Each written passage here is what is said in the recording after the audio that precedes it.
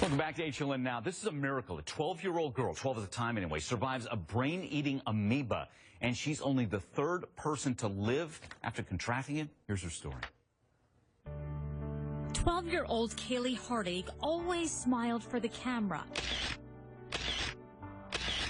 And even after a brain-eating parasite nearly killed her, Kaylee smiles from her hospital bed. Kaylee got sick after a swim at this water park.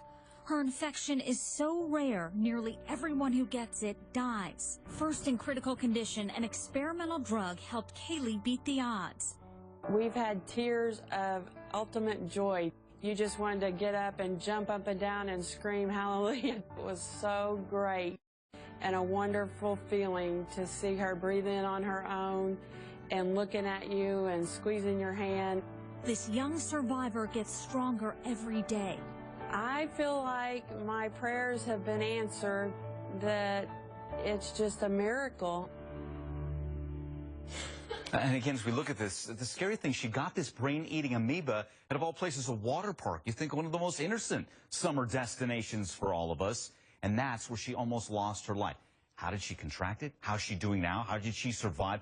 BuzzFeed contributor Andrey Smith, great article, and spent some time with the family just a couple of months ago. Good to see you, my friend. Well, how's Kaylee doing now? She seems like she's doing fine. She's talking and walking and seems like really she wants to get on with her life and just be a normal girl again. How hard is the recovery? I mean, what goes into this? Because it's not, I mean, from what I gather anyway, she's learning how to walk, talk again. Tell us about that.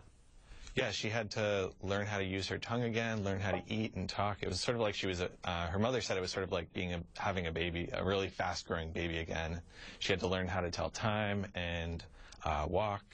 I know she was really fatigued when she first got out of the hospital, but when I saw her in May, it seemed like she was, really perky and ready to go swimming and have a good time. That's so good to hear. Well, let's backtrack a little bit, Peter, as we look back to September of 2013. We have just a quick clip of Kaylee. She's just out of the hospital. Here's what she said then. We'll talk a little bit more about her recovery and how she's doing. What are you excited about doing next? Walking by myself. I've been lost for a long time. A long time. Thank you for all y'all have done for me. And y'all praying for me. Makes me feel loved. Again, that's September. So even a drastic improvement from then, right, Peter? Yeah, seriously. I mean, you can look at you in the eye and you can see that she's all there now, and she can talk just like she sounds like a totally ordinary person now. Okay, that's great. Okay, so obviously doing great in her recovery, but I think a lot of us want to know, I mean, how did she survive? 132 cases, according to the CDC, only 3 survivors. She's one of them.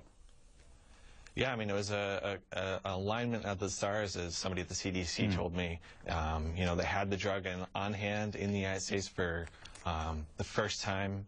Her mother got her to the hospital really quickly, and the hospital had also seen a previous case, and they were able to diagnose it pretty rapidly.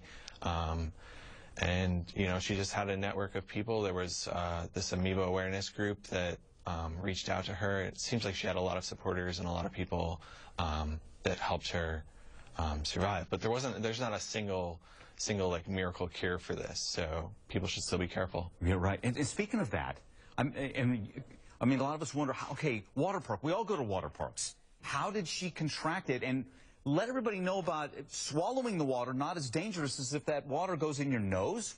How does that all work? Yeah, it's true. It's when water is improperly chlorinated. So they've actually found it in public water systems, but it's really only a problem when that water gets flushed up the nose. This organism has the chance to perforate the nasal membrane and it sort of shoots up into the brain, where it can start to cause swelling and problems. But really, it's only with improperly chlorinated water or places where the bottom sediment, where like sort of the muck and stuff is being stirred up, and also when the water is warm. Hey, Peter, we're showing a picture of what this looks like. I mean, it's just creepy. Let's show that again, Anna. It looks like a face. That's the amoeba, and what looks like eyes and a mouth, that's the suction that would actually attach to a brain? Food sections. I think that's that's sort of a sensational image, and I think some of the families that are involved don't really like it because it sounds very sensational, and brain-eating amoeba You know, so the organism is, I mean, it's terrifying in its own right, but that image especially is, I mean, it makes it really, I mean, it's a really creepy image. Yeah, very evil looking, you know, let's be honest here.